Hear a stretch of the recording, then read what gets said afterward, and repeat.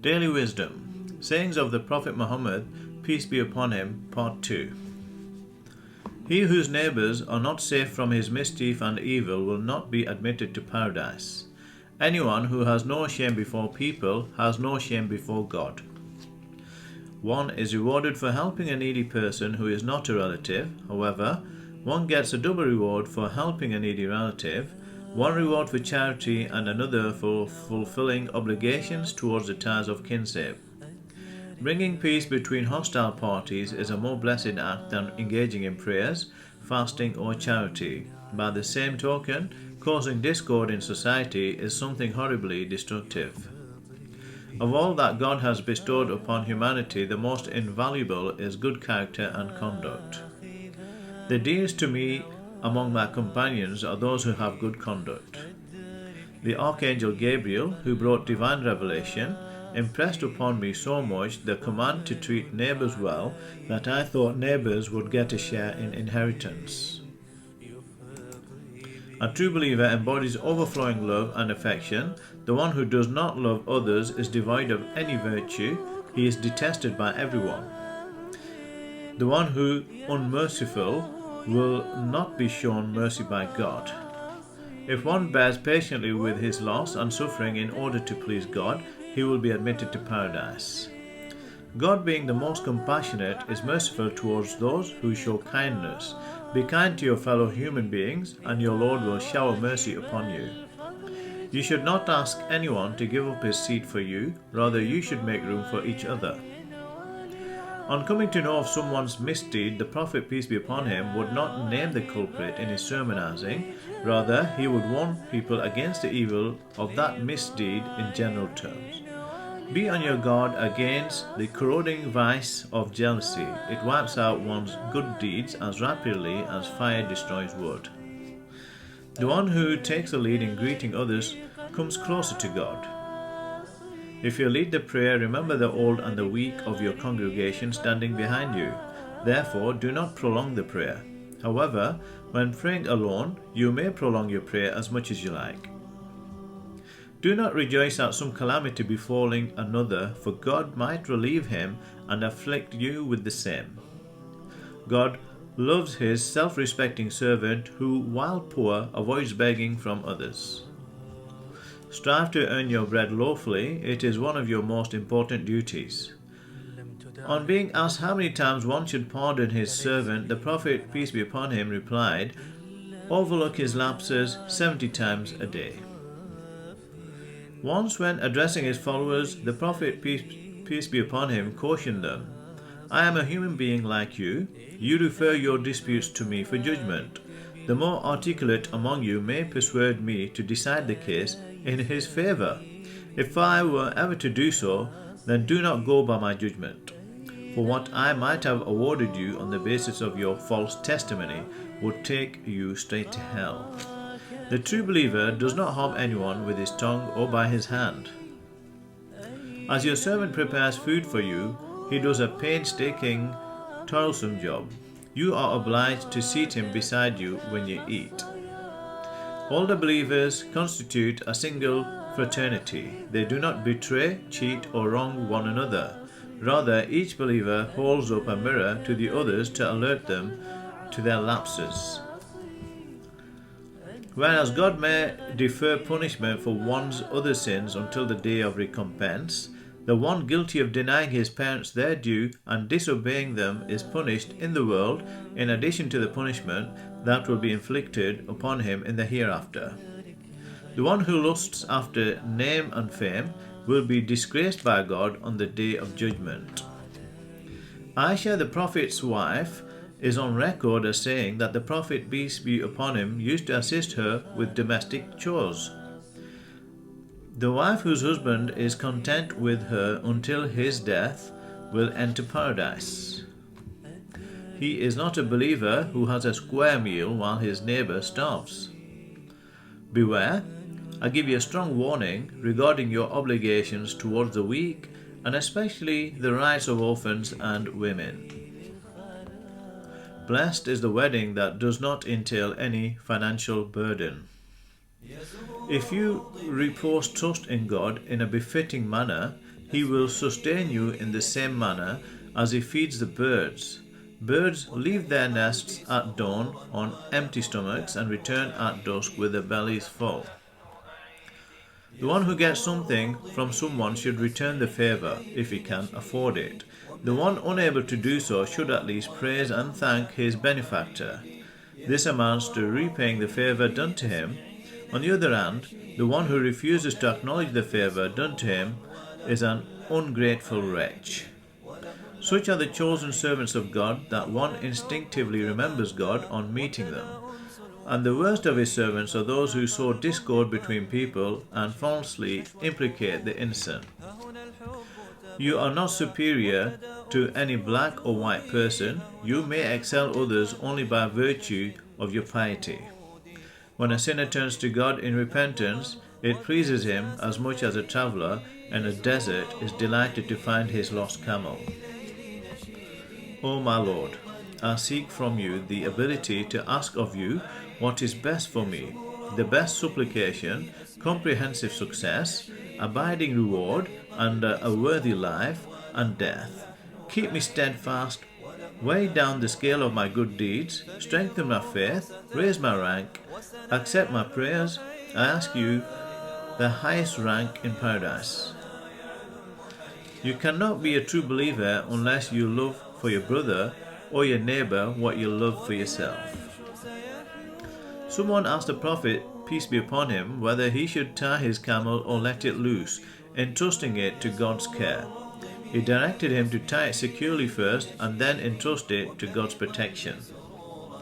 Of all the worldly bounties, the most valuable one is a good wife. A worker's wage represents the best of income, provided that he does his job sincerely and diligently. The one who deprives his hire of his share in inheritance will be denied any share in paradise.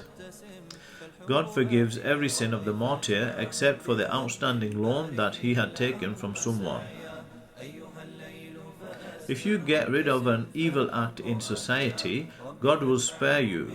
The same holds true for him who can only protest against it, for it is beyond his capacity to remove it. Even he who resents it in his heart of hearts will not be taken to task by God if he was not in a position to remove or denounce it.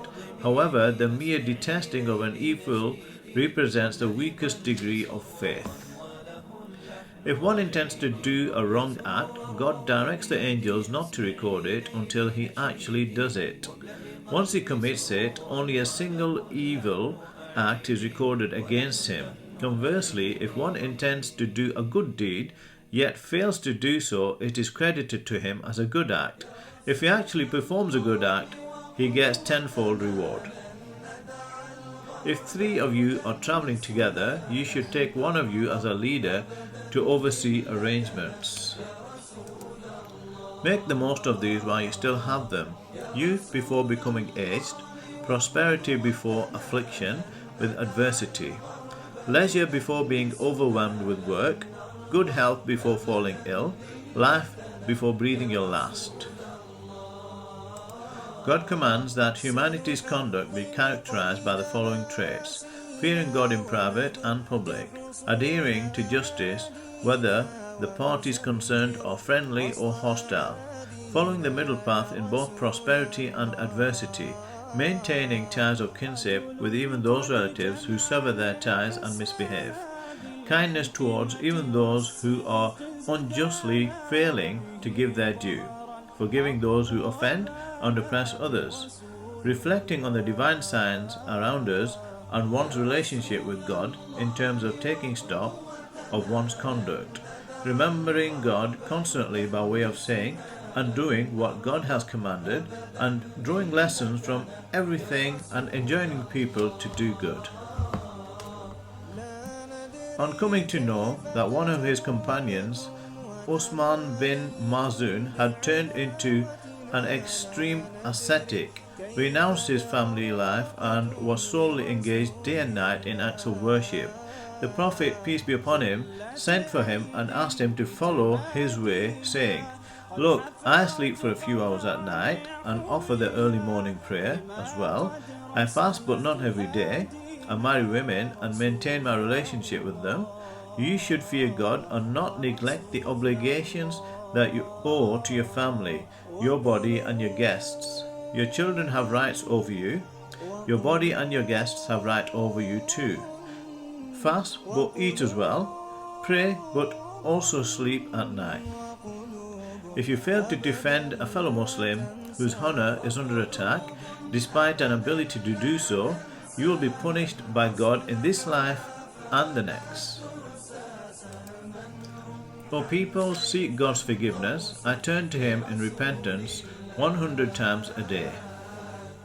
Every human being is liable to commit sins. However, the best is he who repents of his sins. The one who constantly seeks God's forgiveness, is shown a way out. God helps him to surmount every hardship and relieves him from every sorrow and worry. He provides him with sustenance from unexpected quarters. After the death of your father, you should maintain social ties with his friends. This constitutes a good act and courtesy on your part. When a girl appeared before the Prophet, peace be upon him, he told her, when a girl comes of age, she should keep her body covered. You may, however, keep your face and hands uncovered. There are some poetic couplets that are bound with wisdom. Abid, an Arab poet of the Prophet's day, articulated a profound trust in his couplet, beware everyone other than God is ephemeral and mortal. What you eat and what you provide in food for your wife, your children and your servants constitutes an act of charity. You may serve and please your parents even after their death by praying for their forgiveness and deliverance, honoring the commitments made by them, treating their friends well, and maintaining their ties of kinship. It is an obligation, like any other religious duty, to strive to earn a lawful income. Once someone came to the Prophet, peace be upon him, crying profusely over a major sin he had committed, and asked how he should atone for it. The Prophet, peace be upon him, asked whether his parents were alive. When he said no, the Prophet, peace be upon him, directed him to serve and take good care of his maternal aunt. The best thing that parents can give their children is excellent moral upbringing and training. It is binding upon you to obey your ruler, whether you like his commands or not. You are not obliged to follow him if he asks you to defy any of the divine commandments. A ruler who does not take good care of his subjects will be dragged by his face and hurled into hell on the day of judgment. Murder will be the first matter taken up on the day of reckoning. Everyone will have to answer 5 questions on the day of judgment. How did you lead your life? How far did you act on the religious knowledge that you gained? How did you earn your wealth? How did you spend your wealth? What did you do with your busy life? By God, if you were to know in full the reality of God's wrath and the dreadful scenes of the day of judgment, which are in the Prophet's knowledge, you would cry profusely and stop laughing.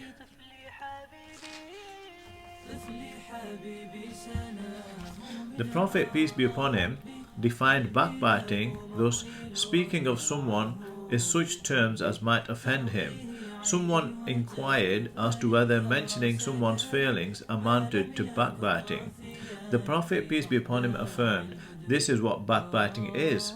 Otherwise, if you ascribe to him a failing that he does not have, it constitutes slander, which is a more heinous sin than backbiting. An honest, trustworthy businessman will enjoy the privileged company of God's messengers, the truthful ones, and the martyrs in the next life. He who violates the codes of morality and justice to help someone unlawfully will end up as an utter loser in the next life. In so doing, he courts his own losses in the hereafter. On observing someone using a lot of water For ablution, the Prophet censored him. He asked him not to waste a drop of water even when he is beside a river. The following evils will become rampant before the end of the world. Only the elite will be greeted, while the commoners will be contemptuously neglected. The craze for amassing wealth and higher standard of living will be such that wives would be full-time business partners with their husbands. Ties of kinship will be disregarded altogether. An explosion in knowledge that is without benefit. False testimony will be fairly common, and no one will come forward to testify to the truth. O my Lord, I am weak and helpless. Grant me the strength to do all that pleases you. Help me to do good eagerly. Make faith my goal. I am humble and disgraced, so grant me honor and glory. I am needy, so bless me with sustenance. Leave what makes you doubt for what does not. On being asked to name the best means of income, the Prophet, peace be upon him, answered, manual work and fair trading. While selling your goods, do not take recourse to false, misleading oaths. This might boost your business for a while, but in the long run, you would not attain prosperity. When you sneeze, you should say, praise be to God. Those around you should respond by saying, may God have mercy on you. In return, that person should offer this supplication, may God grant you guidance and improve your affairs. On visiting the sick, say, O Lord, remove his or her suffering. You alone can grant a cure. Bestow such a cure as may eliminate his or her disease altogether. On the day of judgment, the earth will testify to all the acts of every man and woman, presenting an accurate record for every deed. On visiting the sick, say, O Lord of men, relieve him of his pain and suffering, grant him full recovery, free from every disease. Only you can provide a cure. No one other than you can cure him. O Lord, grant us increase and do not afflict us with loss. Exalt us and do not abase us. Bestow bounties upon us and do not deprive. O God, we seek from you the ways and means to attain forgiveness, deliverance, and protection from all sins. We seek from you an abundance of good, entry into paradise, and protection from hellfire. O God, bless me with the patience and gratitude, humble me in my own eyes while exalting me in the eyes of others.